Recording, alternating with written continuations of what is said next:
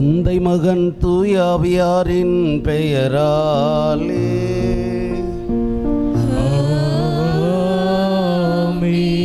நம் ஆண்டவராகிய இயேசு கிறிஸ்துவின் அருளும் கடவுளின் அன்பும் தூயாவியாரின் நட்புறவும் உங்கள் அனைவரோடும் இருப்பதாக. ஆன்மாவோடும் இருப்பதாக.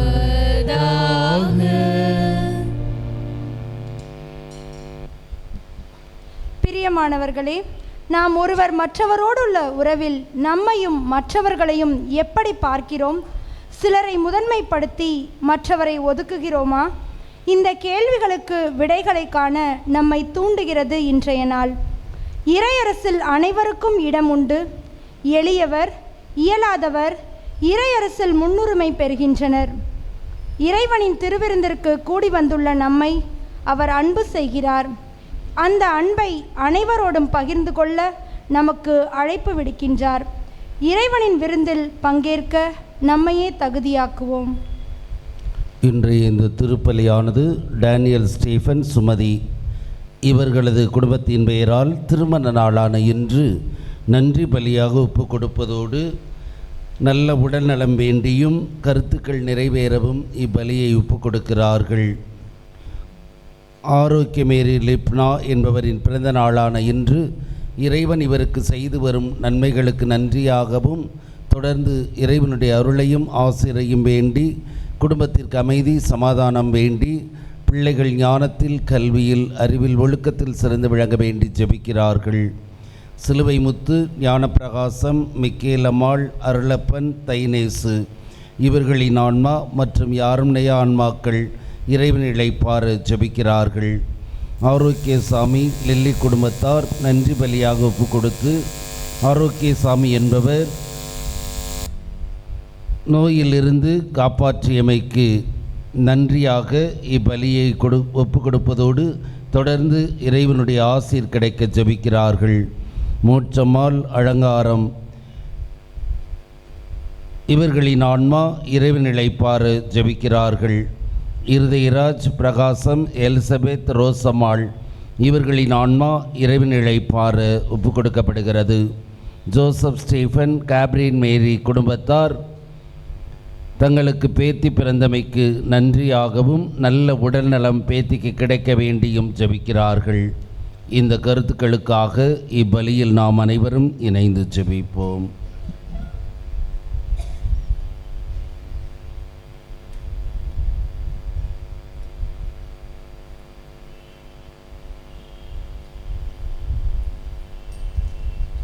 அன்புமிக்க சகோதர சகோதரிகளே, நம் திருமுழுக்கு நினைவாக நம் மீது தெளிக்கப்படும் தமது படைப்பாகிய இத்தண்ணீரை புனிதப்படுத்தி அருளுமாறு நம் கடவுளாகிய ஆண்டவரை கெஞ்சி மன்றாடுவோமாக.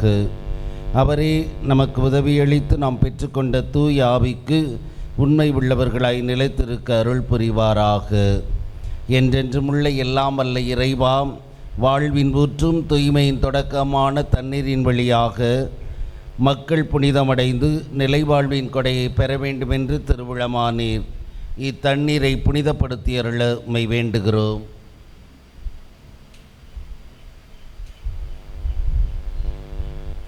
ஆண்டவரே, மதுநாளாகி இன்று மதருட்காவலை பெற விரும்புகிறோம். வாழ்வழிக்கும் அதருளின் ஊற்றினை எம்மில் புதுப்பித்தருளும். இத்தண்ணீரினால் எங்கள் உள்ளத்தையும் உடலையும் தீங்கு அனைத்திலிருந்தும் காத்தருள்வீராக. இவ்வாறு நாங்கள் தூய இதயத்துடன் அணுகி வரவும் உமது மீட்பை பெற்றுக்கொள்ளவும் தகுதி பெற வேண்டும் என்று எங்கள் ஆண்டவராகிய கிறிஸ்து வழியாக உம்மை மன்றாடுகிறோம். எல்லாம் வல்ல இறைவா, தண்ணீர் வளம் பெற அதில் உப்பிட வேண்டுமென்று இறைவாக்கினர் எலிசா வழியாக கற்பித்தீர். உமது படைப்பு பொருளாகிய இந்த உப்பை பரிவிரக்கத்துடன் புனிதப்படுத்தியருள உம்மை தாழ்மையுடன் வேண்டுகிறோம். ஆண்டவரே, உப்பு கலந்த இத்தண்ணீர் தெளிக்கப்படும் இடமெல்லாம் தீயோனின் தாக்குதல் அனைத்தும் தோல்வியுறச் செய்வீராக. தூய ஆவியார் உடனிருந்து எங்களை இடையராது காத்தருள்வாராக. எங்கள் ஆண்டவராகிய கிறிஸ்து வழியாக உம்மை மன்றாடுகிறோம். ஆமென்.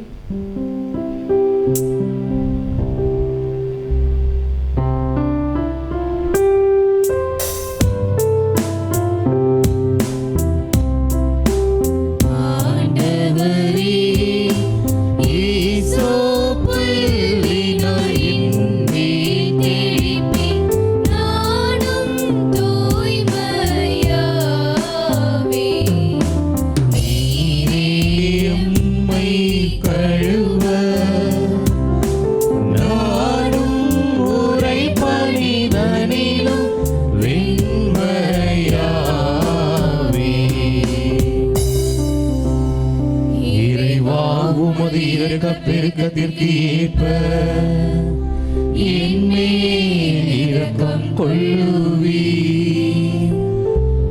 பிதாவும் சுதனும் தூய ஆவியும் துதியும் புகழும் ஒன்றாய் பெருக. ஆதியில் இருந்தது போல் இன்றும் என்றும் நித்தியமாகவும் ஆமென். ஆண்டவரே, ஈசோப்புள்ளினால் என் மேல் தெளிப்பி, நானும் தூய்மையாவே. நீரே எம்மை கழுவ, நானும் உரைப்பணிதனிலும் வெண்மையாவே. எல்லாம் வல்ல இறைவன் நம் பாவங்களிலிருந்து நம்மை தூய்மைப்படுத்துவாராக. இந்த நற்கருணை கொண்டாட்டத்தின் வழியாக அவர் தம்முடைய ஆட்சியின் விருந்தில் பங்கு கொள்ள நம்மை தகுதியடைய செய்தருள்வாராக. ஆமென்.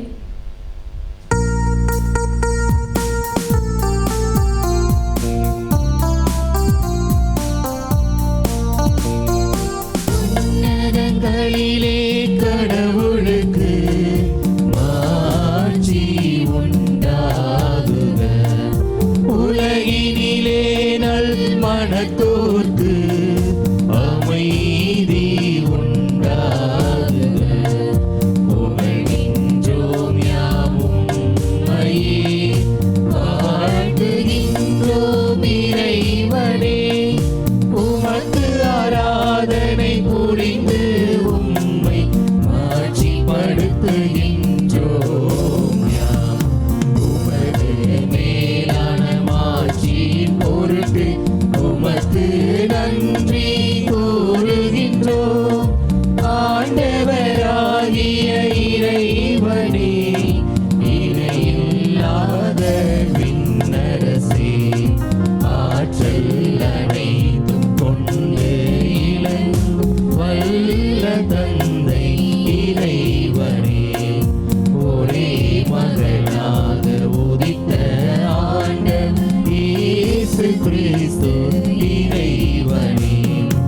ஆண்டவராகிய இறைவனே, இறைவனின் திருச்செம்மறியே, தந்தையினின்று என்றென்றுமாக உதித்த இறைவன் மகனே நீ. உலகின் பாவம் போக்குபவரே, நீர் எம் மீது இரங்குவீர். உலகின் பாவம் போக்குபவரே, எங்கள் மன்றாட்டை ஏற்றருள்வீர். தந்தையின் வலப்பக்கம் வீற்றிருப்பவரே, நீர் எம் மீது இரங்குவீர்.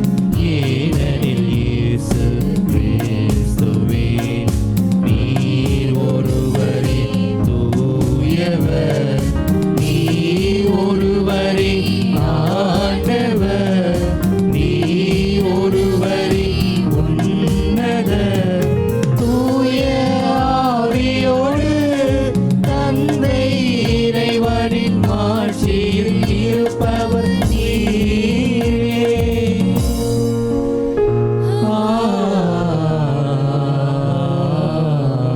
ஆமென். ஜெபிப்போமாக. ஆற்றல் வாய்ந்த இறைவா, சிறந்தவை அனைத்தும் நிறைந்தவரே, உம்மீது நாங்கள் உள்ளார்ந்த அன்பு கொள்ளச் செய்தருளும். அதனால் எங்களது சமயப்பற்றை வளர்த்து நன்மைகளை பெருகச் செய்து நீர் எங்களில் கருத்துடன் உருவாக்கியதை பராமரித்து காத்தருள்வீராக.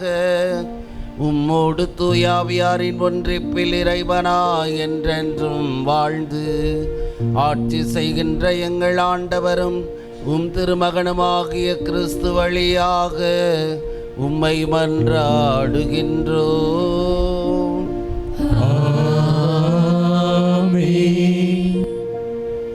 முதல் வாசக முன்னுரை. ஆண்டவரின் முன்னிலையில் நிற்கும் ஒருவரின் பண்பு நலன்கள் எப்படி இருக்க வேண்டும் என கூறும் சீராக்கின் ஞானநூல் வாசகம். நுண்ணறிவாளராகவும் ஞானிகளாகவும் நம் வாழ அழைப்பு விடுப்பதோடு பணிவு, தாழ்ச்சி போன்ற குணங்களால் நம்மையே அணி செய்து கொள்ள நமக்கு அழைப்பு விடுக்கிறது.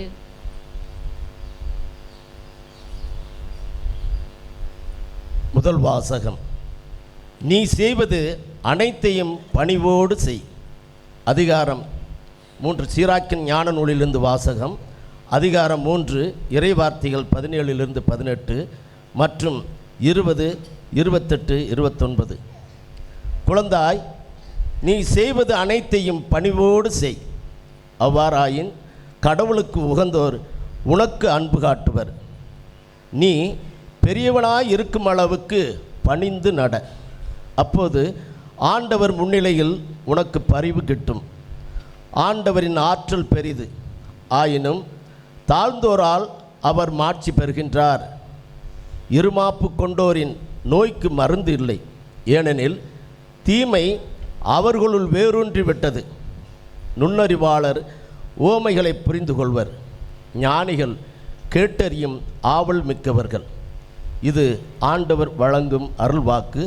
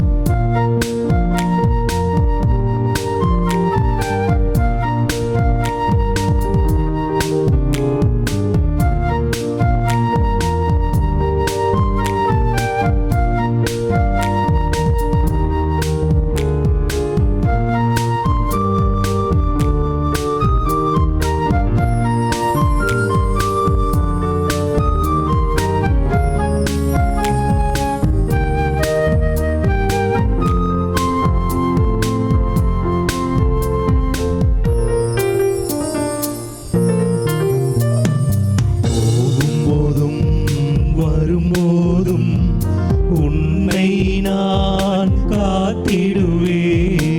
நீடிய ஆயுளை உனக்கு தந்து நலன்களினால் நிறைவளிப்பேன். உனக்காக அனைத்தையுமே செய்து நான் முடித்திடுவேன். கண்ணின் கருவிழி போல் கருத்தாய் உனை காப்பேன். அன்போடு அரவணைத்து ஆறுதல் நான் தருவேன். காலமெல்லாம் என் கருணை உனை தொடரும் என் மகனே. இன்று முதல் உன்னை நான் ஆசீர்வதித்திடுவேன். என் சிறகுகளின் நிழலின் கீழ் உன்னை காத்திடுவேன். உன்னை விட்டு விலகிடாமல் உன்னோடு என்றும் இருப்பேன். உன்னை கைவிடாமல் உனக்கு துணை இருப்பேன். இன்று முதல் உன்னை நான் ஆசீர்வதித்திடுவேன்.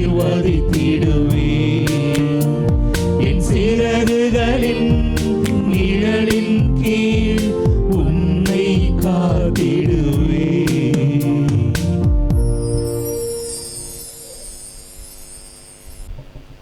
இரண்டாம் வாசக முன்னுரை. பழைய ஏற்பாட்டின் சீனாய் மலையையும் புதிய ஏற்பாட்டின் விண்ணக எருசலேம் சீயோன் மலையையும் ஒப்பிடும் எபிரேயருக்கு எழுதப்பட்ட திருமுகத்தின் ஆசிரியர் சீயோன் மலையை மேன்மையானதாக முன்வைக்கிறார். சீனாய் மலையின் அச்சுறுத்தலும் பற்றியெறிந்த நெருப்பும் இயேசுவின் விண்ணேற்பில் இரக்கமாகவும் அமைதியாகவும் மாறியுள்ளன. புதிய உடன்படிக்கையின் இணைப்பாளராக இருப்பவர் இயேசு.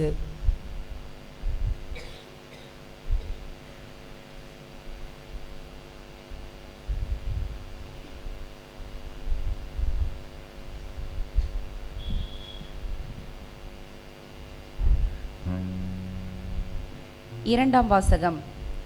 இறைவார்த்தையின்படி நடக்கிறவர்களாய் இருங்கள். திருத்தூதர் யாக்கோபு எழுதிய திருமுகத்திலிருந்து வாசகம். அதிகாரம் 1, திருவசனங்கள் 17, 18, 21, 22, 27.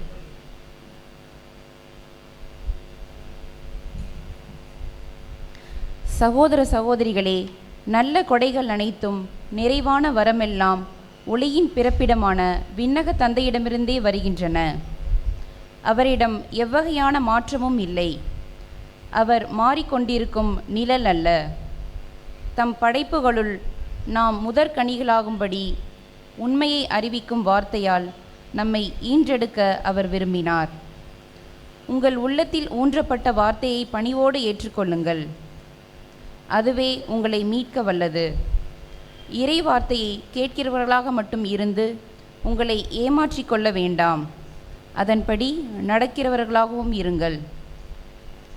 தந்தையாம் கடவுளின் பார்வையில் தூய்மையானதும் மாசற்றதுமான சமய வாழ்வு எதுவெனில் துன்புறும் அனாதைகளையும் கைம்பெண்களையும் கவனித்தலும் உலகத்தால் கரைபடாதபடி தம்மை காத்து கொள்ளுவதும் ஆகும். இது ஆண்டவர் வழங்கும் அருள்வாக்கு. நன்றி.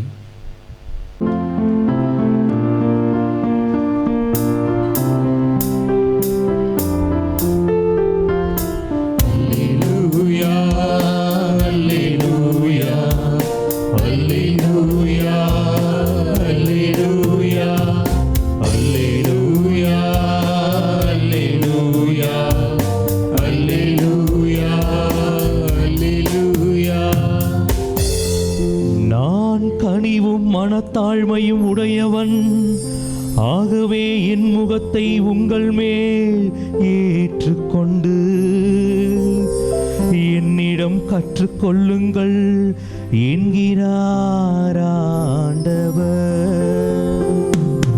அல்லேலூயா, அல்லேலூயா, அல்லேலூயா, அல்லேலூயா.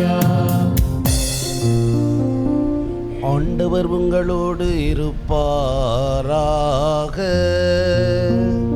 உம் ஆன்மாவோடும் இருப்பாராக.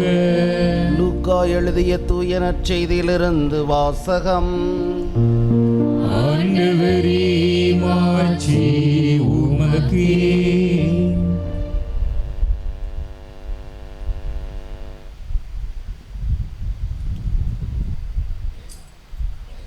லூக்கா எழுதிய நற்செய்தி 14ஆம் அதிகாரம் வாக்கியங்கள் 1 தொடர்ச்சியாக 7 14 வரையும்.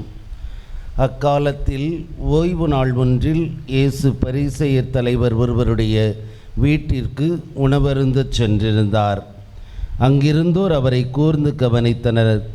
விருந்தினர்கள் பந்தியில் முதன்மையான இடங்களை தேர்ந்து கொண்டதை நோக்கிய இயேசு அவர்களுக்கு கூறிய அறிவுரை: ஒருவர் உங்களை திருமண விருந்திற்கு அழைத்திருந்தால் பந்தியில் முதன்மையான இடத்தில் அமராதீர்கள். ஒருவேளை உங்களை விட மதிப்பிற்குரிய ஒருவரையும் அவர் அழைத்திருக்கலாம். உங்களையும் அவரையும் அழைத்து வந்தவர் உங்களிடத்தில் இவருக்கு இடத்தை விட்டு கொடுங்கள் என்பார். அப்பொழுது நீங்கள் வெட்கத்தோடு கடைசி இடத்திற்கு போக வேண்டியிருக்கும். நீங்கள் அழைக்கப்பட்டிருக்கும்போது போய் கடைசி இடத்தில் அமருங்கள். அப்பொழுது உங்களை அழைத்தவர் வந்து உங்களிடம், நண்பரே, முதல் இடத்திற்கு வாரும் எனச் சொல்லும்போது உங்களுடன் பந்தியில் அமர்ந்திருப்பவர்கள் யாவருக்கு முன்பாக நீங்கள் பெருமை அடைவீர்கள். தம்மை தாமே உயர்த்துவோர் யாவரும் தாழ்த்த பெறுவர், தம்மை தாமே தாழ்த்துவோர் உயர்த்த பெறுவர். பிறகு தம்மை விருந்துக்கு அழைத்தவரிடம் இயேசு, நீர் பகல் உணவு இரவு உணவு அளிக்கும்போது உன் நண்பர்களையோ சகோதர சகோதரிகளையோ உறவினர்களையோ செல்வம் படைத்த அண்டை வீட்டாரையோ அழைக்க வேண்டாம். அவ்வாறு அழைத்தால் அவர்களும் உம்மை திரும்ப அழைக்கலாம். அப்பொழுது அதுவே உமக்கு கைமாறாகிவிடும். மாறாக நீர் விருந்தளிக்கும்போது ஏழைகளையும் உடல் ஊனமுற்றோரையும் கால் ஊனமுற்றோரையும் பார்வையற்றோரையும் அழையும். அப்பொழுது நீர் பேறு பெற்றவராவீர். ஏனென்றால் உமக்கு கைமாறு செய்ய அவர்களிடம் ஒன்றுமில்லை. நேர்மையாளர்கள் உயிர்த்தெழும்போது உமக்கு கைமாறு கிடைக்கும் என்று கூறினார். ஆண்டவரின் அருள்வாக்கு. கிறிஸ்துவே உமக்கு புகழ். கிறிஸ்து இயேசுவில் பிரியமான சகோதர சகோதரிகளை, ஒரு அரண்மனையில் பறந்து கொண்டிருந்த போர்க்கொடியும் அரண்மனையின் ஜன்னலில் தொங்கிக் கொண்டிருந்த ஒரு திரைச்சீலையும் ஒரு நாள் சந்தித்து உரையாடி கொண்டிருந்தன. அந்த உரையாடலிலே கொடியானது திரைச்சீலையை நோக்கி, இருவரும் பருத்தி துணியால் தான் நெய்யப்பட்டிருக்கிறோம். நானோ மேலே வெயிலிலும் மழையிலும் படாதபாடு பட்டு கொண்டிருக்கிறேன். எதிரிகள் வரும்போது தங்களுடைய ஆயுதத்தால் என்னை கிழித்து விடுகிறார்கள். நீயோ அழகாக வீட்டினுள்ளே ஏசி அறையிலே மிகவும் சந்தோஷமாக மகிழ்ச்சியாக வாழ்ந்து கொண்டிருக்கிறாய். அவ்வப்போது அங்கிருக்கக்கூடிய பணிப்பெண்களும் உன்மேல் நறுமண தைலத்தை வீசி உன்னை மணக்கச் செய்கிறார்கள் என்று தான் பட்டு கொண்டிருந்த கஷ்டத்தை திரைச்சீலையிடம் கூறிய பொழுது, அந்த ஜன்னலிலே தொங்கிக் கொண்டிருந்த திரையானது போர்க்கொடியை நோக்கி, நீ எப்பொழுதும் மேலே தலையை நிமிர்த்தி கொண்டே இருக்கிறாய். உன்னுடைய தலையை எப்பொழுதும் நீ கீழே இறக்குவதில்லை. எனவேதான் இத்தனை விதமான கஷ்டங்களும். நானோ என்னுடைய தலையை குனிந்தவனாய் உள்ளே இருந்து கொண்டிருக்கிறேன், இத்தகைய இன்பங்களை பெறுகிறேன் என்று சொல்கிறது. இது ஒரு பாரசீக கதை. ஆணவமிக்கவர்களையும் தாழ்ச்சி உள்ளவர்களையும் குறித்து காட்டுவதற்காக சொல்லப்பட்ட கதை. இன்றைய வாசகங்கள் அனைத்தும் தாழ்ச்சியையும் ஆணவத்தையும் உள்ளவர்களுடைய மனநிலையை எடுத்து காட்டுவதாக அமைகிறது. இன்று வாசிக்கப்பட்ட முதல் வாசகத்திலே சீராக்கின் ஞான நூலிலே பணிவோடு அதே சமயத்திலே தாழ்ச்சியோடு உள்ளவர்கள் பெறக்கூடிய ஆசீரானது இங்கு கொடுக்கப்படுகிறது. தாழ்ச்சி என்பது தன்னை தாழ்வாக கருதும் நிலை அல்ல, மற்றவர்களுக்கு கீழ் என்ற எண்ணத்தை கொண்ட நிலை அல்ல. மாறாக தாழ்ச்சி என்பது இறைவனை முதற்பொருளாய் கொண்டு நம்மை அடுத்த நிலையில் கருதக்கூடிய நிலை. இதற்கு எடுத்துக்காட்டு ஆண்டவர் இயேசு மட்டுமே.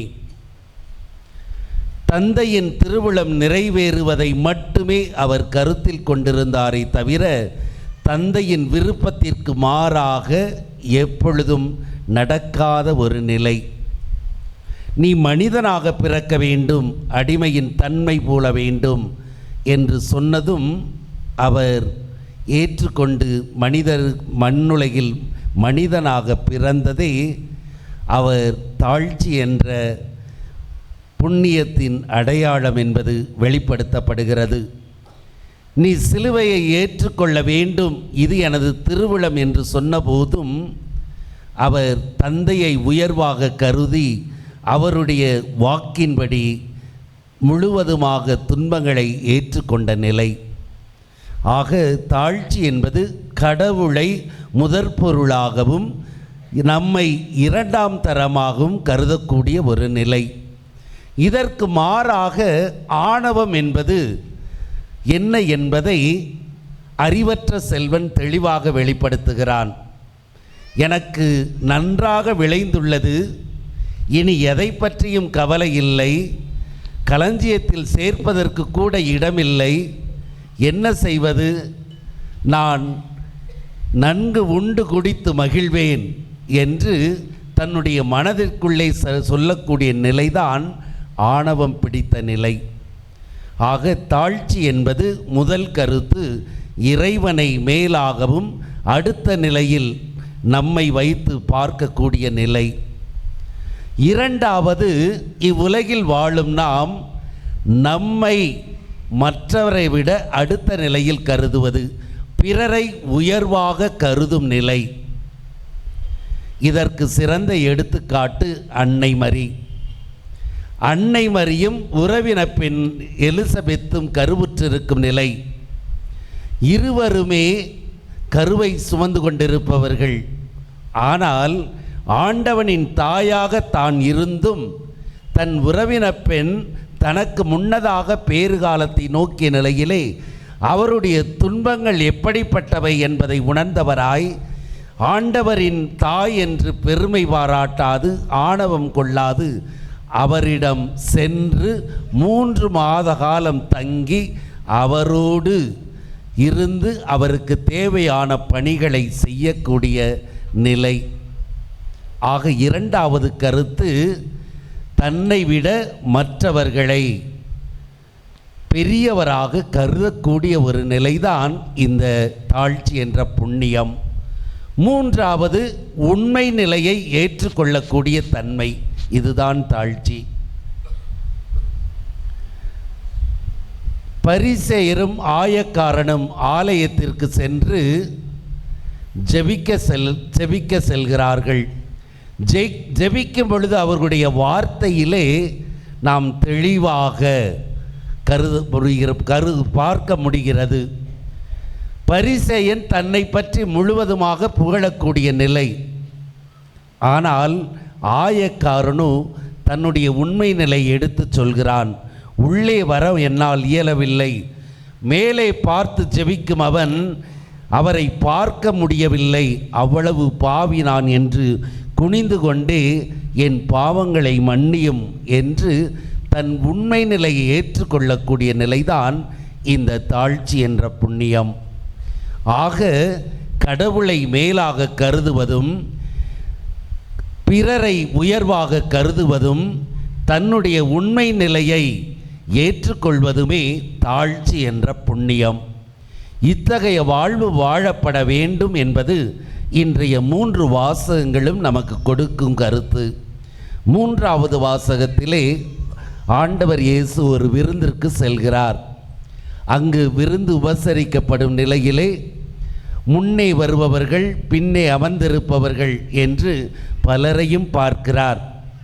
பரிசேயர்கள் தாங்கள் படித்தவர்கள், சட்டம் தெரிந்தவர்கள், மறைநூல் அறிஞர்கள் என்ற பெருமையிலே தங்களுக்கு முதலிடம் என்று தேடி வருவதையும், மற்றவர்கள் அந்த விருந்து கொடுப்பவருக்கு பிரியமானவர்களெல்லாம் பின்னால் அமர்ந்திருப்பதையும் பார்த்து, நீங்கள் கொண்டிருக்கும் மனநிலை சரியானது அல்ல என்பதை பரிசேயர்களுக்கு எடுத்துச் சொல்லி, உன்னை விட அவர் மேலானவராக ஒருவரை கருதி அழைத்திருக்கலாம், எனவே அவர் முன்னே வர வேண்டும் என்று சொல்லும்போது நீ வெட்கப்படக்கூடிய நிலை ஏற்படும் என்று சொல்லி, நாம் எப்பொழுதுமே முதன்மை இடங்களை அல்லாது பிறருக்கு முதன்மை இடமும் அடுத்த நிலைக்கு நம்மையும் வைத்து எல்லா நிலைகளிலும் நாம் நம்மை பராமரிக்க வேண்டும் என்ற கருத்தை 3வது வாசகத்தின் வழி எடுத்துரைக்கிறார்.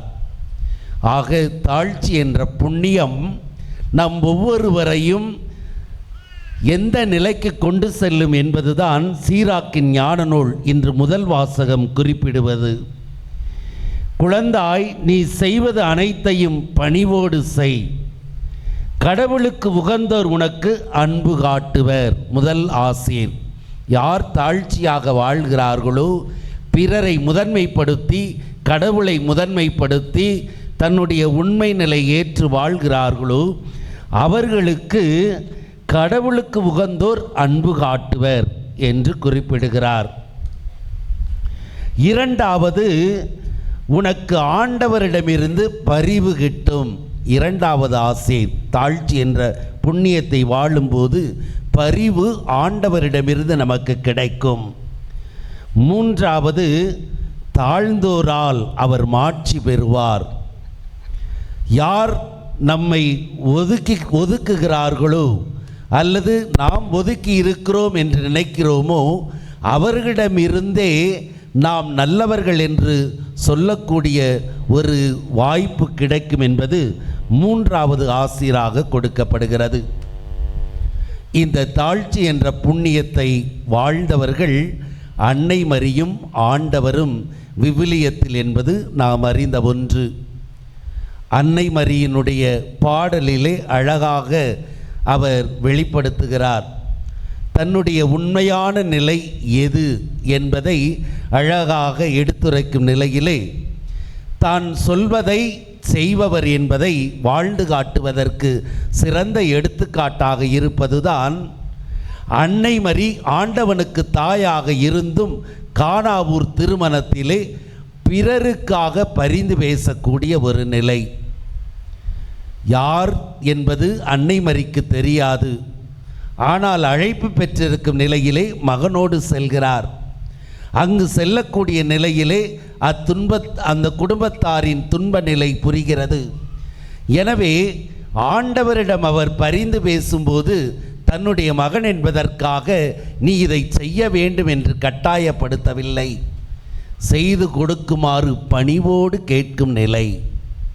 இப்படிப்பட்ட மனநிலைதான் நம்முடைய பேச்சிலும் நடவடிக்கையிலும் இருக்க வேண்டும்.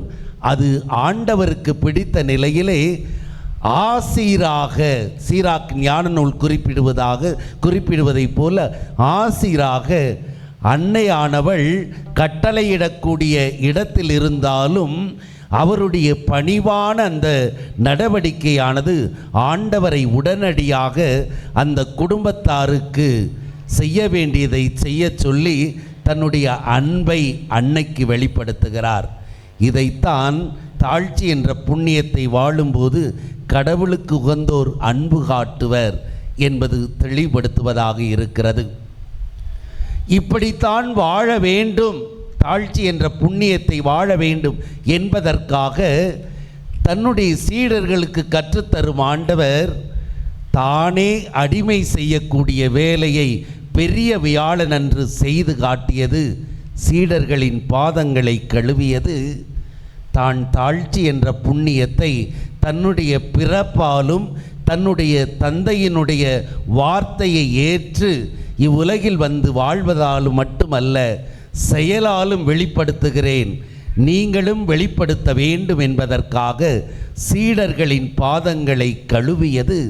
தாழ்ச்சி என்ற புண்ணியத்தை வாழ்வதற்கு, வாழ வைப்பதற்கு எடுத்துக்காட்டாக அமையும் நிலையிலே இத்தகைய வாழ்வை வாழும்போது சீராக்கின் ஞான நூல்கள் நமக்கு எடுத்து காட்டுவது போல ஆண்டவரின் ஆசீர் நமக்கு கிடைக்கக்கூடிய தன்மை இருக்கும்.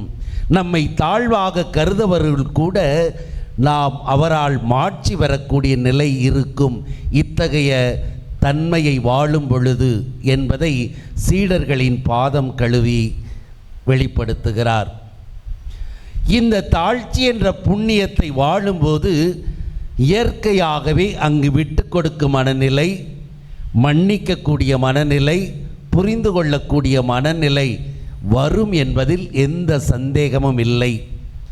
இப்படிப்பட்ட வாழ்வு குடும்பத்தில் வாழப்பட வேண்டும் என்பது நாம் ஒவ்வொருவருக்கும் இறைவன் என்று எடுத்துச் சொல்லக்கூடிய செய்தியாக இருக்கிறது. தாழ்ச்சி பெற்றெடுக்கக்கூடிய குணங்கள் குடும்பத்தில் கணவன் மனைவி ஒற்றுமையாக வாழ்வதற்கு வழிவகுக்கக்கூடிய தன்மையை கொடுக்கிறது என்பதை தாழ்ச்சி என்ற புண்ணியம் நமக்கு எடுத்து காட்டுவதாக இருக்கிறது. இதற்கு மாறாக ஆணவம் என்ற குணத்தை நாம் வாழும்போது பல்வேறு விதமான தீய குணங்களை பெறக்கூடிய நிலையும் நாம் அறிந்த ஒன்று. இந்த ஆணவத்தை நாம் நமதாக்கும்போது கோபம் வருகிறது. கோபத்தின் வழியாக பொறாமை வெளிப்படுகிறது. பொறாமையின் விளைவாக கொலை மற்றும் அதற்கு இணையான செயல்கள் பெற்றெடுக்கப்படுகின்றன. இதற்கு சிறந்த எடுத்துக்காட்டு பாபேல் கோபுர நிகழ்வு. ஆண்டவருக்கு எதிராக செய்தார்கள். ஆண்டவரை நேரடியாக தொட வேண்டும். வானத்தில் இருக்கிறார், இந்த கோபுரத்தின் வழியாக நாம் அவரை அடைய வேண்டும் என்று ஆணவத்தோடு கட்டப்பட்ட கோபுரம் அது. ஆணவம் மனிதர்களை வாழ வைப்பதில்லை, அழிக்கக்கூடியது. செய்து கொண்டிருக்கும் போதே மொழிகள் மாற்றப்பட்டு வேலை தடைபட்டு அவமானத்தை உள்ளாக்கிய ஒரு நிலையானது ஆணவம் கொண்டோர் அழிவுக்கு உள்ளாவர் என்பதை வெளிப்படுத்துவதாக இருக்கிறது. கோலியாத் தாவீதின் நிகழ்விலும் கோலியாத் ஆணவத்தோடு பேசுகிறான். அங்கிருக்கக்கூடிய பிலிஸ்தியர்கள் மத்தியிலே இஸ்ராயேல் மக்களை பார்த்து இவர்களை கொன்றுவிட முடியும், அந்த சிறுவன் என்ன செய்ய முடியும் என்று ஏளனமாக ஆணவத்தோடு பேசிய நிலை. ஆண்டவர் ஆணவத்தை அடியோடு தாவீதின் வழியாக அழிக்கக்கூடிய ஒரு நிலை, ஆணவம் மனிதனை அழிக்கக்கூடியது என்பது தெளிவுபடுத்தப்படுகிறது. இப்படிப்பட்ட தாழ்ச்சி, ஆணவம் என்ற இந்த இருவித எதிரெதிர் பண்புகளில் நம்முடைய குடும்பங்களில் அதிகமாக வாழப்படக்கூடிய தனிப்பட்ட வாழ்வில், இன்னும் திருச்சபை வாழ்வில் வாழக்கூடிய பண்புகள் எவை? தாழ்ச்சி என்ற புண்ணியமா அல்லது ஆணவம் என்ற முதல் பாவமா? ஒவ்வொருவரும் சிந்திக்க அழைக்கப்படுகிறோம். கணவன் மனைவியாக வாழும் நாம் எதை அதிகமாக கொண்டு வாழக்கூடிய நிலையில் இருக்கிறோம்? ஆணவம் தலை தூக்கி நிற்கிறதா? தாழ்ச்சி என்ற புண்ணியம் தலை தூக்கி நிற்கிறதா? அல்லது ஒருவரிடம் ஆணவமும் மற்றொருவரிடம் தாழ்ச்சி என்ற புண்ணியம் இறைந்து செல்லும்போது அங்கு ஏற்படக்கூடிய விளைவுகள் எவை? சிந்தித்து பார்க்க அழைக்கப்படுகிறோம். அன்னை மரியிடமும் சூசையிடமும் இந்த பணிவும் தாழ்ச்சியும் இருந்தது. ஆகட்டும் ஆண்டவரே என்று தாழ்ச்சி என்ற புண்ணியத்தை ஏற்றவர் இறுதி வரை அனைத்தையும் மனதில் சுமந்து பொறுமையோடு எல்லாவித துன்பங்களையும், கிறிஸ்து அனுபவிக்கும் துன்பங்களையும் மீட்பு என்ற புண்ணியத்திற்காக காத்திருந்த ஒரு நிலை அவர் தாழ்ச்சியை இறுதி வரை கொண்டிருந்தார் என்பது தெளிவுபடுத்தப்படுகிறது. அப்படிப்பட்ட தாழ்ச்சி குடும்ப வாழ்விலும் அன்னை மரிக்கு இருந்தது நாம் அறிந்த ஒன்று. சூசை கணவன் இல்லை, வளர்ப்பு தந்தையாக இறைவனால் கொடுக்கப்பட்டவர். ஆனால் வயது முதிர்ந்தவராயிருந்தாலும் ஆண்டவரை முதன்மையாக கொண்டு அவரை ஏற்றுக்கொண்ட நிலையே தாழ்ச்சி என்ற புண்ணியத்தின் தொடக்கமாக இருக்கிறது. அப்படிப்பட்ட தாழ்ச்சி என்ற புண்ணியத்தை கொண்டிருந்த மரியும் பணிவு என்ற பண்பை கொண்டிருந்த சூசையும் வாழ்ந்த குடும்பத்தில் எந்த விதமான சலசலப்பும், எந்த விதமான சந்தேகமும், எந்த விதமான குழப்பமும், எந்த விதமான மனத்தாங்களும் இல்லாத நிலை. குழந்தையை ஞானத்திலும் பக்தியிலும் வளர்க்கக்கூடிய நிலை. இந்த இரு பண்புகளும் கணவன் மனைவியிடம் இருக்கும்போது அந்த குடும்பமானது இறைவன் விரும்பிய திருக்குடும்பமாக அமைய முடியும். இருவரில் ஒருவர் ஆணவம் படைத்தவராக இன்னொருவர் தாழ்ச்சி நிறைந்தவராக இருக்கும்போது அங்கு ஏராளமான சந்தேகங்கள், போராட்டங்கள், மனச்சிக்கல்கள் வருகின்றன. வேலையின் நிமித்தம், பொருளாதாரத்தின் நிமித்தம் அல்லது தான் என்ற அகந்தையின் நிமித்தம் ஒருவர் வாழும்போது இன்னொருவர் இயற்கையாகவே அடங்கி போகக்கூடிய நிலை. தாழ்ச்சி இல்லை, பயத்தின் காரணமாக அடங்கும் நிலை. இவரிடமும் பல்வேறு விதமான மனக்குமுறல்கள் உள்ளே இருக்கும். ஆனால் ஒருவர் ஆணவத்தோடு வெளிப்படுத்தும் நிலை, இன்னொருவர் அதே ஆணவத்தை மனதில் சுமந்து கொண்டு அமைதியாக இருக்கக்கூடிய நிலை. குடும்பத்தில் சமாதானத்திற்கு வழியில்லை, அமைதிக்கு வழியில்லை, குழப்பம், சந்தேகம், பிள்ளைகளின் சீர்கேடு, இது போன்ற தன்மைகள் வெளிப்பட்டு கொண்டிருப்பது நாம் அறிந்த ஒன்று. இப்படிப்பட்ட சூழலில் படித்தவர், படிக்காதவர், அறிவுள்ளவர், அறிவில்லாதவர், பொருள் உள்ளவர், பொருள் இல்லாதவர், பணக்காரர், ஏழை என்ற நிலையிலே திருமணங்கள் கூடும் பொழுது நாம் இந்த பணிவையும் தாழ்ச்சியையும் கொண்டு வாழ்ந்தால் அந்த குடும்பம் சீரான ஒன்றாக, சிறப்பான ஒன்றாக, சூசையும் மரியும் வாழ்ந்த குடும்பமாக இருக்க முடியும். ஒன்று தலை தூக்கும் பொழுது மற்றொன்று பணிந்து செல்லும் பொழுது அங்கு வாழ்நாள் முழுவதும் அமைதிக்கு இடமில்லாத ஒரு நிலை. வழக்கறிஞர்களை தேடி பிரிவுக்கு செல்லும் நிலை. இன்று அதிகமான திருமணங்கள் இந்த பிரிவை நோக்கி, வழக்கை நோக்கி சென்று கொண்டிருக்கின்றன. 6 மாதங்கள் இருவரும் விரும்பி திருமணம் செய்கிறார்கள். 6 மாதத்திற்கு பின் வந்து வழக்கிற்கு, நீதிமன்றத்திற்கு இந்த சர்டிஃபிகேட் தேவைப்படுகிறது என்று கேட்கக்கூடிய நிலை அதிகரித்து கொண்டிருக்கிறது. இருவரும் படித்தவர்கள், சம அளவில் சம்பளம் வாங்கக்கூடியவர்கள், இருவருமே ஒரே நிலையில் இருக்கும் நிலையில் இந்த பணிவும் தாழ்ச்சியும் இல்லாத நிலை, ஈகோ என்று சொல்லக்கூடிய தான் என்ற அகந்தை இருவரையும் தூக்கி நிறுத்தும் நிலையிலே அங்கு சமாதானம் இல்லை, மாறாக பிளவு ஏற்படக்கூடிய நிலை. குடும்பத்தில் இவ்வாறு என்றால் திருச்சபையிலும் இதே நிலை, நாம் வாழும் சமூகத்திலும் இதே நிலை. ஒவ்வொரு நிலையிலும் நம்முடைய வாழ்வை வைத்து பார்ப்போம். ஒவ்வொரு நிலையிலும் வைத்து சிந்தித்து பார்ப்போம். ஆணவம் மட்டுமே இன்று தலை தூக்கி நிற்கிறது. தாழ்ச்சி என்ற புண்ணியம் இன்று அதிகமாக வாழப்படாத நிலை நம்மிடையே இருந்து கொண்டிருக்கிறது. ஈகோ என்று சொல்லக்கூடிய தான் என்ற நிலையை நோக்கி, அகந்தையை நோக்கி நம்முடைய பயணம் சென்று கொண்டிருக்கும் நிலையிலே ஆண்டவர் இன்று நமக்கு கற்றுத்தருவது முதன்மையானோர் கடைசியாவர், கடைசியானோர் முதன்மையாவர். முதன்மை நிலையில் இருக்கக்கூடிய ஒவ்வொருவரும், முதன்மை நிலையை விரும்பக்கூடிய ஒவ்வொருவரும் எப்பொழுதும் கடைசி நிலையிலே இருக்க முடியும். இந்த முதன்மை நிலை என்பது ஆணவத்தை அடிப்படையாக கொண்டது. கடைசி நிலை என்பது தாழ்ச்சியை அடிப்படையாக கொண்டது. ஆணவம் முதன்மையாக இருக்க வேண்டும் என்று எண்ணக்கூடிய ஆணவமானது எப்பொழுதும் நம்மை வாழ்வில் கடைசி நிலையிலே வைத்திருக்கக்கூடிய ஒன்று. அதே சமயத்திலே தாழ்ச்சி என்ற அந்த கடைசியான பண்பு நம்மை முதலிடத்திற்கு, வாழ்வில் உயரத்திற்கு கொண்டு செல்லக்கூடிய ஒன்று என்பதை உணர்ந்தவர்களாய் ஆணவத்தை தான் என்ற அகந்தையை அகற்றி வாழ இறைவனிடம் பலத்தை கேட்போம். இந்த அகந்தையை தான் என்ற தன்மையை அகற்றுவது என்பது கடினமான காரியம் என்ற நிலையிலே இதற்கு உதவி செய்யக்கூடியவர் கடவுள் மட்டுமே, தூய ஆவியானவர் மட்டுமே. பாவங்களில் தலையான பாவம் இந்த அகந்தை. இந்த அகந்தையினால்தான் நாம் பிறரை தாழ்வாக கருதி வார்த்தைகளால் நாம் பிறரை தேவையில்லாத மன உளைச்சலுக்கு ஆளாகக்கூடிய நிலையும் ஏற்படுகிறது. செயல்களால் பிறரை மட்டம் தட்டக்கூடிய நிலை ஏற்படுகிறது. இந்த நிலையினால் நாம் உயரப்போவதில்லை. அடுத்தவர் முன்னிலையில் நீ தாழ்த்தப்படுகிறாய்.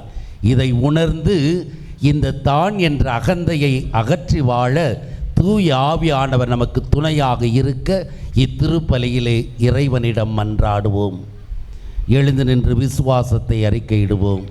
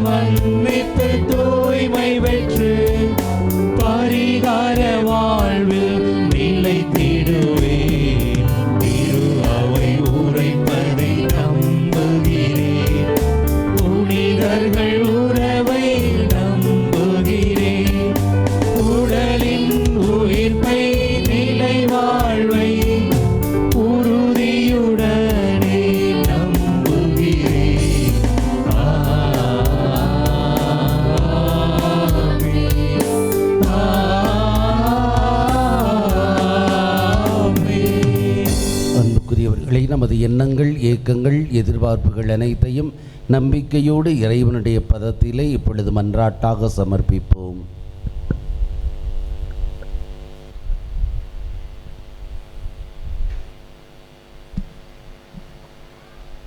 வலியவர்கள் முதன்மைப்படுத்தப்பட்டு எளியவர்கள் ஒதுக்கப்படும் இம்முலகில் ஒதுக்கப்பட்டோரின் குரல் கேட்கப்படவும் எளியவர்கள் நலம் பெறவும் வரமருள இறைவா உம்மை மன்றாடுகிறோம். ஆண்டவரே, எங்கள் மன்றாட்டை கேட்டருளும். எங்கள் இல்லங்களில் நோய், முதுமை, தனிமை போன்றவற்றால் துன்புறும் அனைவரும் உடல்நலனையும் உடனிருப்பையும் கண்டுகொள்ள இறைவா உம்மை மன்றாடுகிறோம். ஆண்டவரே, எங்கள் மன்றாட்டை கேட்டருளும். நலிவுற்றோர் மேலும் நலிவடைகின்றனர், வலிமையானவர் இன்னும் வலிமையாகின்றனர். எம் நாட்டில் நிலவும் பொருளாதார சிக்கல்கள் மறைந்து அனைவரும் தங்கள் வாழ்வாதாரங்களை கண்டுகொள்ளவும், அரசியல் தலைவர்களின் கண்டுகொள்ளா தன்மை மறைந்து ஒருவர் மற்றவரை பொறுப்புணர்வோடு வழிநடத்த இறைவா உம்மை மன்றாடுகின்றோம். ஆண்டவரே, எங்கள் மன்றாட்டை கேட்டருளும். போர், வன்முறை, இயற்கை சீற்றம் என அன்றாடம் புலம்பெயரும் மனிதர்கள் தங்களுக்கான இடத்தை இவ்வுலகில் கண்டுகொள்ளவும், அனைவரும் இறை அரசின் விருந்தினர்கள் என்ற நிலையில் நாங்கள் அனைவரையும் ஏற்றுக்கொள்ளவும் வரமருள இறைவா உம்மை மன்றாடுகிறோம். ஆண்டவரே, எங்கள் மன்றாட்டை கேட்டருளும். நம் ஒவ்வொருவரின் தனிப்பட்ட தேவைகளுக்காக மௌனமாக ஜெபிப்போம்.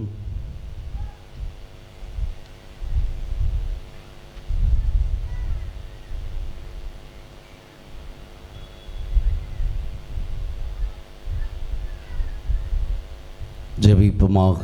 எங்களை படைத்து காத்து வரும் இறைவாம், நீர் எமக்கு செய்து வரும் நன்மைகளுக்கு நன்றி கூறுகிறோம். தொடர்ந்து மது அருளையும் ஆசியையும் இங்கிருக்கும் ஒவ்வொருவருக்கும் நீர் பொழிவதோடு குடும்பமாகவும் தனிப்பட்ட நிலையிலும் நாங்கள் மீடம் சமர்ப்பித்திருக்கும் ஒவ்வொரு மன்றாட்டுக்களையும் நீர் ஏற்றுக்கொண்டு நாங்கள் விரும்பி கேட்டவைகள் அனைத்தையும் கனிவுடன் தர வேண்டுமென்று உமகன் கிறிஸ்து வழியாக கெஞ்சி மன்றாடுகிறோம்.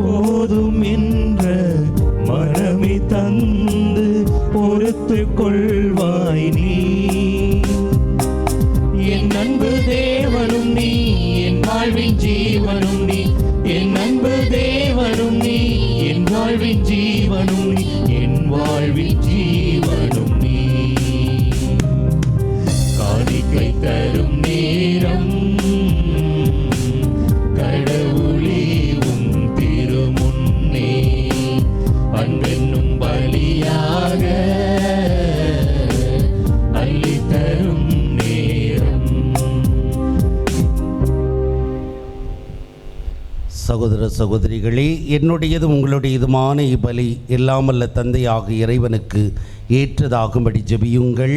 ஆண்டவர் தமது பெயரின் புகழ்ச்சிக்காகவும் ஆட்சிக்காகவும் நமது நன்மைக்காகவும் புனித திரு அவையின் அனைத்து நலன்களுக்காகவும் உமது கையிலிருந்து பலியை ஏற்றுக்கொள்வாராக. ஆண்டவரே, என்றும் புனிதமான இக்காணிக்கை மீட்பளிக்கும் ஆசியை எங்கள் மீது பொழிவதாக. இவ்வாறு அருளடையாள முறையில் நிகழும் இப்பலி உமது ஆற்றலால் நிறைவினை பெறுவதாக.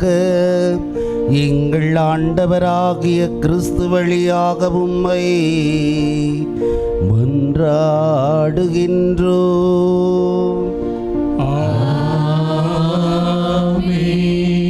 ஆண்டவர் உங்களோடு இருப்பாராக.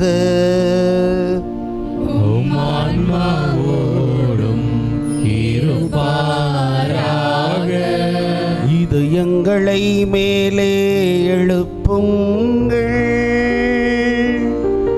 ஆண்டவரிடம் எழுப்பியுள்ளோம். நம் இறைவனாகிய ஆண்டவருக்கு நன்றி கூறுவோம். அதுவே தகுதியும் நீதியும் ஆனதே. ஆண்டவரே, தூயவரான தந்தையே, என்றும் வாழும் எல்லாம் வல்ல இறைவா, அன்பார்ந்த மகன் இயேசு கிறிஸ்து வழியாக எந்நாளும் எவ்விடத்திலும் நாங்கள் உமக்கு நன்றி செலுத்துவது மெய்யாகவே தகுதியும் நீதியும் ஆகும். எங்கள் கடமையும் மீட்புக்குரிய செயலுமாகும். உமது வார்த்தையானவர் வழியாக அனைத்தையும் படைத்தீர். அவரையே மீட்பராகவும் ஈடேற்றுபவராகவும் எங்களுக்கு அனுப்பினீர். அவர் தூய ஆவியால் உடலெடுத்து கன்னிமரியாவிடமிருந்து பிறந்தார். அவர் உமது திருவுளத்தை நிறைவேற்றி புனித மக்களை உமக்கு பெற்றுத்தர தம் கைகளை விரித்து பாடுபட்டார். இவ்வாறு அவர் சாவை வென்று உயிர்ப்பை வெளிப்படுத்தினார்.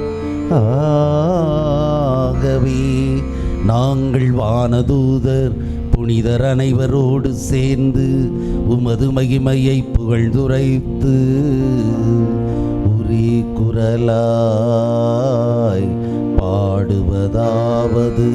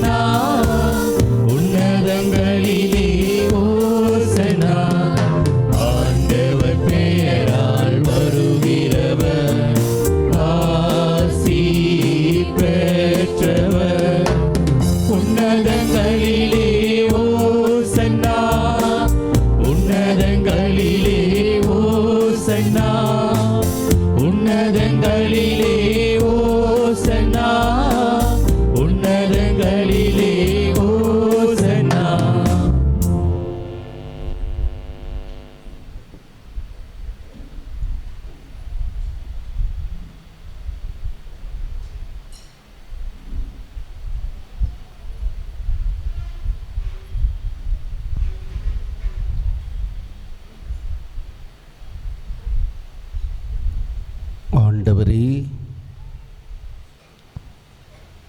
நீர் மெய்யாகவே தூயவர். தூய்மை அனைத்திற்கும் ஊற்று. ஆகவே உம்முடைய தூய ஆவியை பொழிந்து இக்காணிக்கைகளை தூய்மைப்படுத்த உம்மை வேண்டுகிறோம். இவ்வாறு எங்கள் ஆண்டவர் இயேசு கிறிஸ்துவின் உடலும் இரத்தமுமாக எங்களுக்கு இவை மாறுவனவாக.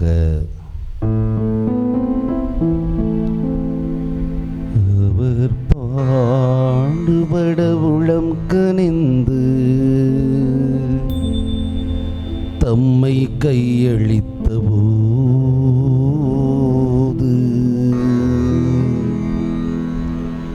அப்பத்தை எடுத்து நன்றி செலுத்தி அதை பிட்டு தம் சீடருக்கு அளித்து அவர் கூறியதாவது: அனைவரும் இதிலிருந்து பெற்று உண்ணுங்கள். ஏனெனில் இது உங்களுக்காக கையளிக்கப்படும் என் உடல். உங்களுக்காக கையளிக்கப்படும் என் உடல்.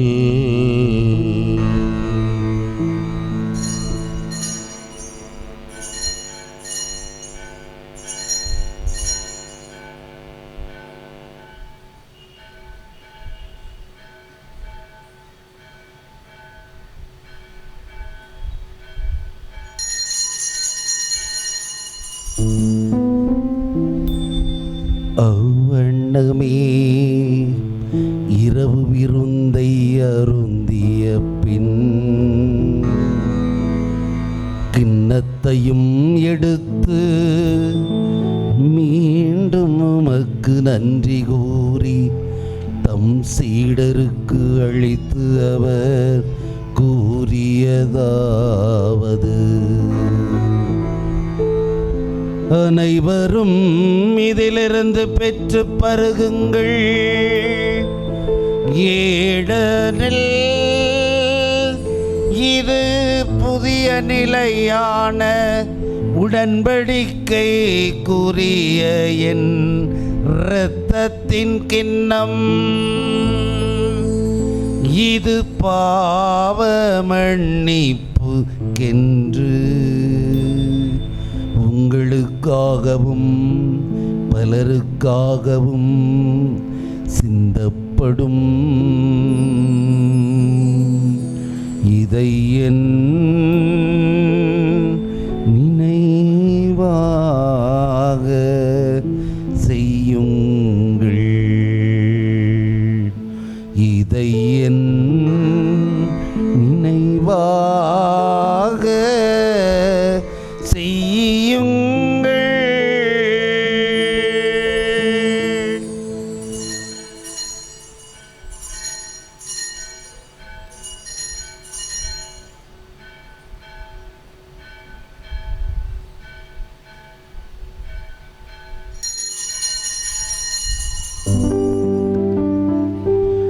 நம்பிக்கையின் மறைபொருள்.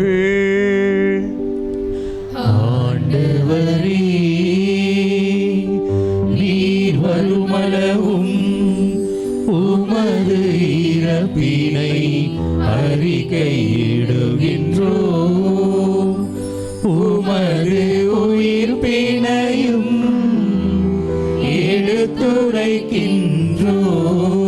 ஆகவே இறைவா, நாங்கள் கிறிஸ்துவின் இறப்பையும் உயிர்ப்பையும் நினைவு கூர்ந்து வாழ்வு தரும் அப்பத்தையும் மீட்பளிக்கும் கிண்ணத்தையும் மக்குப்பு கொடுக்கின்றோம்.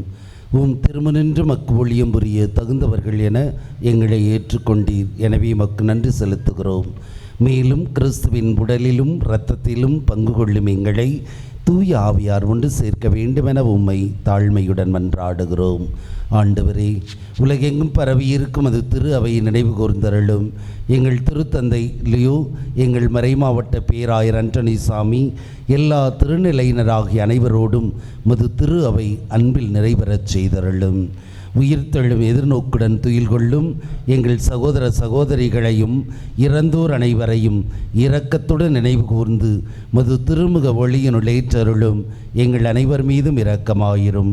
கடவுளின் கன்னித்தாயான புனித மரியா, அவருடைய கணவரான புனித யோசேப்பு, புனித திருத்தூதர்கள், இவ்வுலகில் உகந்தவராயிருந்தோர் ஆகிய புனிதர் அனைவருடனும் நாங்கள் நிலைவாழ்வில் பங்கு கொள்ளும் தகுதி பெற்று உம் திருமகன் இயேசு கிறிஸ்து வழியாக உம்மை புகழ்ந்தேத்து மரமருள உம்மை மன்றாடுகிறோம். இவர் வழியாக இவரோடு இவரில் எல்லாம் வல்ல இறைவனாகிய தந்தையே, தூய ஆவியாரின் ஒன்றிப்பில் எல்லா புகழும் ஆட்சியும் என்றென்றும் உமக்கு உரியதே.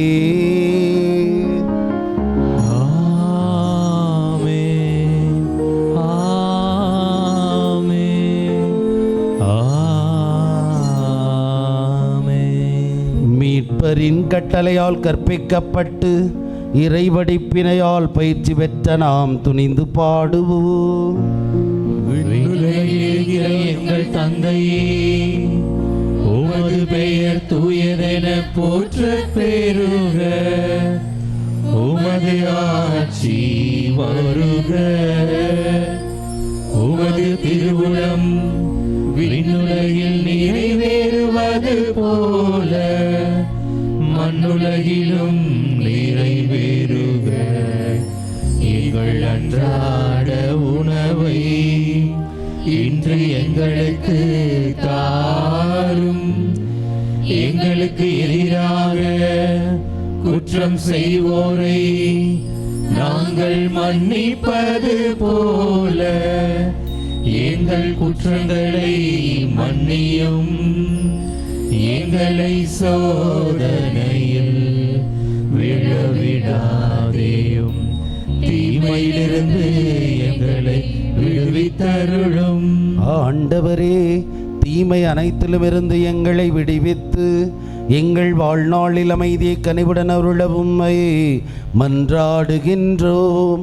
உமது இரக்கத்தின் உதவியால் நாங்கள் பாவத்திலிருந்து எப்போதும் விடுதலை பெற்று யாதொரு கலக்கமுமின்றி நலமாயிருப்போமாக. நாங்கள் எதிர்நோக்கி இருக்கும் பேரின்பத்துக்காகவும் எம் மீட்பராகிய இயேசு கிறிஸ்துவின் வருகைக்காகவும் காத்திருக்கின்றோம். ஆட்சியும் வல்லமையும் மாட்சியும் என்றென்றும் உமதே. ஆண்டவராகிய இயேசு கிறிஸ்துவே, அமைதியை உங்களுக்கு விட்டு செல்கிறேன், என் அமைதி உங்களுக்கு அளிக்கிறேன் என்றும் திருத்தூதர்களுக்கு மொழிந்தீரே. எங்கள் பாவங்களை பாராமல் மது திரு அவையின் விசுவாசத்தையே கண்ணோக்கி எங்களுக்கு அமைதியும் ஒற்றுமையும் அளித்தருள திருவுளம் கொள்வீராக. என்றென்றும் வாழ்ந்து ஆட்சி செய்கின்றவர் நீரே. ஆண்டவருடைய அமைதி உங்கள் அனைவரோடும் இருப்பதாக. ஆன்மாவோடும் இருப்பதாக. ஒருவருக்கொருவர் கிறிஸ்துவின் அமைதியை பகிர்ந்து கொள்வோம்.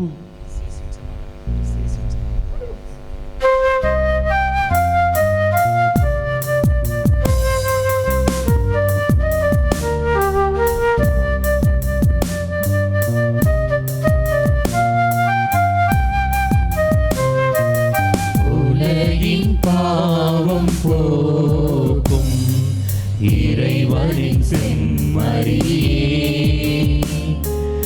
எம்மேல் இரக்கம் வையும். உலகின் பாவம் போக்கும் இறைவனின் செம்மறியே, எம்மேல் இரக்கம் வையும். உலகின் பாவம் போக்கும் இறைவனின் செம்மறியே, எமக்கு அமைதியருளும். ஆண்டவராகிய இயேசு கிறிஸ்துவே, நான் கொள்ளும் திருவுடலும் இரத்தமும் என்னை நீதி தீர்ப்புக்கும் தண்டனைக்கு உள்ளாக்காமல் மது பரிவிரக்கத்தால் என் உள்ளத்திற்கும் உடலுக்கும் பாதுகாப்பளித்திடும் அருமருந்தாக அருள் புரியும்.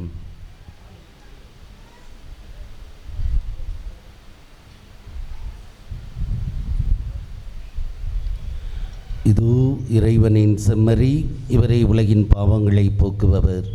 செம்மறியின் விருந்துக்கு அழைக்கு பெற்ற நாம் அனைவரும் பேறு பெற்றோர். ஆண்டவரே, தேவரே, நுழைத்தெழுந்தல் நான் தகுதியற்றவன், ஆனால் ஒரு வார்த்தை மட்டும் சொல்லியருளும், என் ஆன்மா நலமடையும். கிறிஸ்துவின் திருவுடல் திரு ரத்தம் என்னை காத்து நிலைவாழ்வளிப்பதாக. ஆமென்.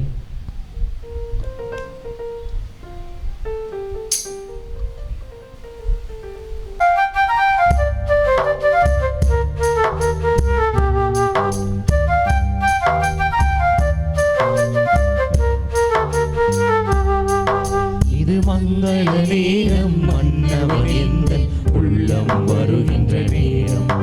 இது மங்கள நேரம், மன்னவன் எந்தன் உள்ளம் வருகின்ற நேரம். மணவாளன் கண்டு மனக்கோலம் கொண்டு மனம் துள்ளி துள்ளி ஆடும். மேகம் திறந்து மின்னல் நுழைந்து தூவும் மழையைப் போல, பாவம் துறந்து வானம் நிறந்து வந்த உணவிது அருந்தவே. இலைகள் சுமந்து மலர்கள் தவழ்ந்து வீசும் தென்றலாக, உள்ளம் புகுந்து உயிரில் கலந்து உறைய வந்தவா வருகவே. இது மங்கள நேரம், மன்னவன் எந்தன் உள்ளம் வருகின்ற நேரம். இது மங்கள நேரம், மன்னவன் எந்தன் உள்ளம் வருகின்ற நேரம்.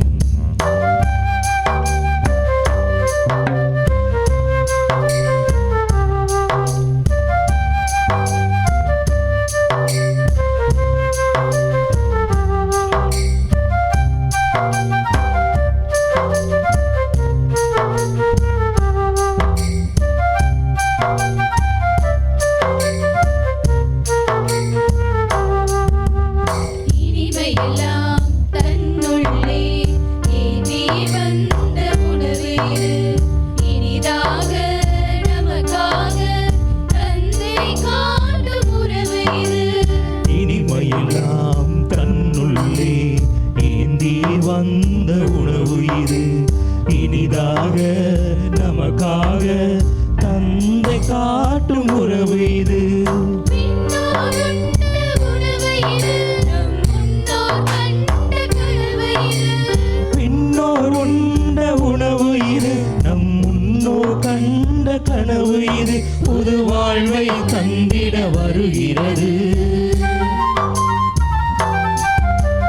மேகம் திறந்த மின்னல் நுழைந்து தூவும் மழையைப் போல, பாவம் துறந்து வானம் இருந்து வந்த உணவிது அருந்தவே. இலைகள் சுமந்து மலர்கள் தவழ்ந்து வீசும் தென்றலாக, உள்ளம் புகுந்து உயிரில் கலந்து உறைய வந்தவா வருகவே. இது மங்கள நேரம், மன்னவன் எந்தன் உள்ளம் வருகின்ற நேரம். இது மங்கள நேரம், மன்னவன் எந்தன் உள்ளம் வருகின்ற நேரம்.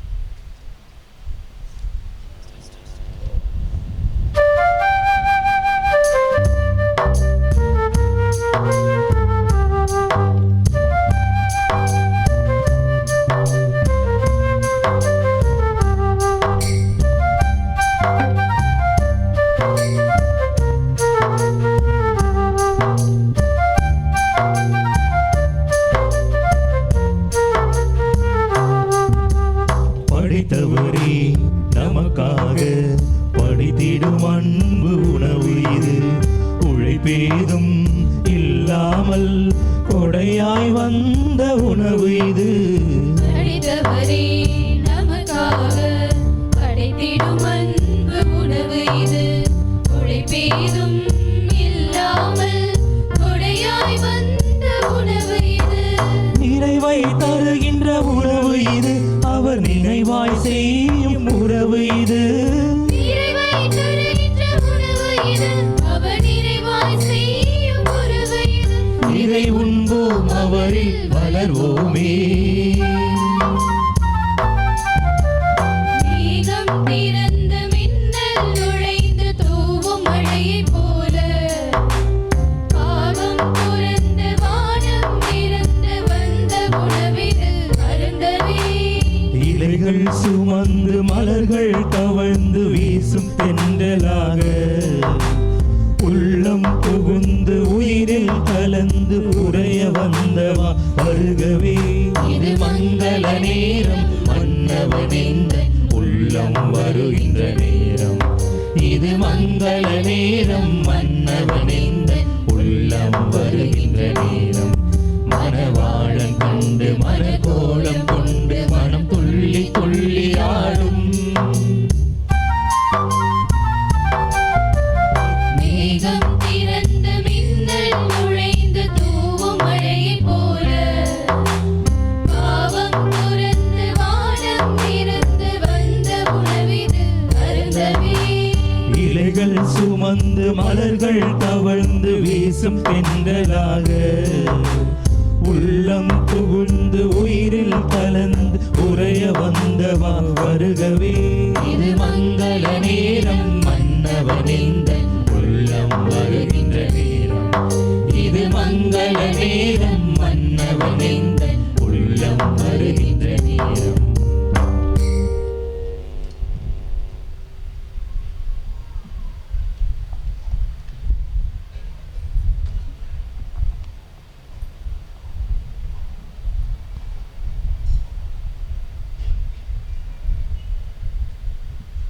வார அறிக்கை ஆகஸ்ட் 31ஆம் தேதி ஞாயிற்றுக்கிழமை, ஆண்டின் பொதுக்காலத்தின் 22ஆம் ஞாயிறு. செப்டம்பர் 3ஆம் தேதி புதன்கிழமை புனித பெரிய கிரகோரி நினைவு நாள். 5ஆம் தேதி வெள்ளிக்கிழமை கொல்கத்தா நகர் புனித தெரசா நினைவு நாள். 7ஆம் தேதி வரும் ஞாயிறு ஆண்டின் பொதுக்காலத்தின் 23ஆம் ஞாயிறு. வார நாட்களில் வியாழன் தவிர மற்ற நாட்களில் மாலையில் திருப்பலி நடைபெறும். வியாழன் மாலை குழந்தை ஆலயத்தில் திருப்பலி நடைபெறும். வரும் ஞாயிறு திருப்பலியை சிறப்பு செய்வோர் புனித ஆரோக்கிய அன்னை அன்பியத்தார். கடந்த வார ஞாயிறு காணிக்கை 5500. 5ஆம் தேதி தலைவெள்ளி மாலை 6:30 மணிக்கு திருமணி ஆராதனையும் தொடர்ந்து திருப்பலியும் நடைபெறும். அன்புக்குரியவர்களே, இன்று மாலை கிறிஸ்துவ நல்லெண்ணெய் இயக்கம் ஒருங்கிணைந்த மதுரை மாவட்ட கிறிஸ்துவ நல்லெண்ணெய் இயக்கமானது சமுதாய விழிப்புணர்வு கருத்தரங்கத்தை யூசி பள்ளி மைதானம் அரசரடியிலே இன்று மாலை 4 மணிக்கு நடத்தவிருக்கிறது. பல அரசியல் நிபுணர்கள் கலந்து கொள்ளும் நிலையிலே இதில் அனைவரும் கலந்து கொள்ள அன்போடு அழைக்கப்படுகிறீர்கள். அதற்காக வாகனங்கள் 2 மதியம் 3 மணிக்கு நம்முடைய ஆலய வளாகத்திலிருந்து கிளம்ப உள்ளது. எனவே கலந்து கொள்பவர்கள் சரியான நேரத்திற்கு வந்து செல்ல அன்போடு கேட்டுக்கொள்கிறேன். இது ஒரு சமுதாய விழிப்புணர்வு கருத்தரங்கம். எனவே அரசியல் நிலை பற்றி எடுத்துரைக்கக்கூடிய ஒரு கருத்தரங்கம். பல பெரியவர்கள் கலந்து கொள்ளக்கூடிய நிலை. எனவே கலந்து கொள்ளக்கூடியவர்கள் 3 மணிக்கு, வாகனத்திற்கு வருபவர்கள் 3 மணிக்கெல்லாம் ஆலய வளாகத்தில் கூட அன்போடு கேட்டுக்கொள்கிறேன். கத்தோலிக்க சங்கம் வழங்கும் திருமண உதவி திட்டம், பள்ளி கல்லூரி உதவி திட்டம் போன்றவைகள் நமது ஆலய அறிவிப்பலகையில் ஒட்டப்பட்டுள்ளது. இறைமக்கள் பார்த்து பயன்பெற அன்புடன் வேண்டுகிறோம். அன்பிய கூட்டம் புனித ஜான் மரி வியானி அன்பிய கூட்டமானது ராயல் கார்டன் 2/422 வசிக்கும் திரு அற்புதம் திருமதி தெரேசா அவர்கள் இல்லத்தில் மாலை 5:30 மணிக்கு நடைபெறும். உறுப்பினர்கள் கலந்து கொள்ள அன்போடு அழைக்கப்படுகிறீர்கள்.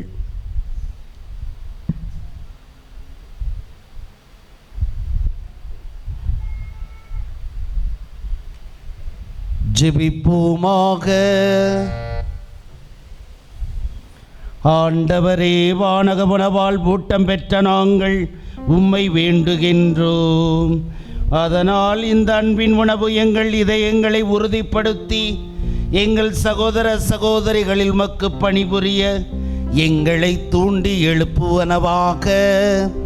எங்கள் ஆண்டவராகிய கிறிஸ்து வழியாக உம்மை மன்றாடுகின்றோம்.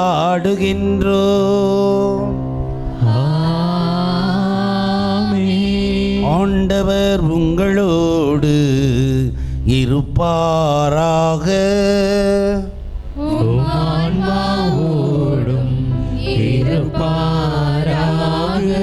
எல்லாம் வல்ல இறைவன் தந்தை, மகன், தூயாவியார் உங்களை ஆசீர்வதிப்பாராக.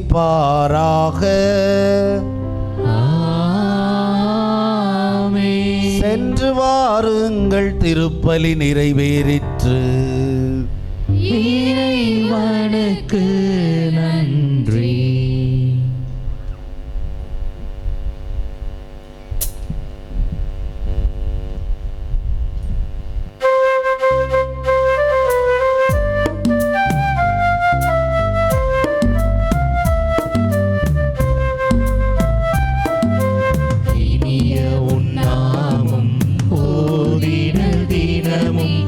அனைவரும் மகிழ்வோமே. இனிய உன்னாமம் ஓதிடல் தினமே, அனைவரும் மகிழ்வோமே. தாயினும் மேலாம் தாயுமே நீயே, தமியோர் திரவியமே. தாயினும் மேலாம் தாயுமே நீயே, தமியோர் திரவியமே. அன்பிதே அன்பிதே மாதா, தன்னலமே அற்ற மாதா. அன்பிதே அன்பிதே மாதா, தன்னலமே அற்ற மாதா. தாயினும் மேலாம் தாயுமே நீயே, தமியோர் திரவியமே. தாயினும் மேலாம் தாயுமே நீயே, தமியோர் திரவியமே.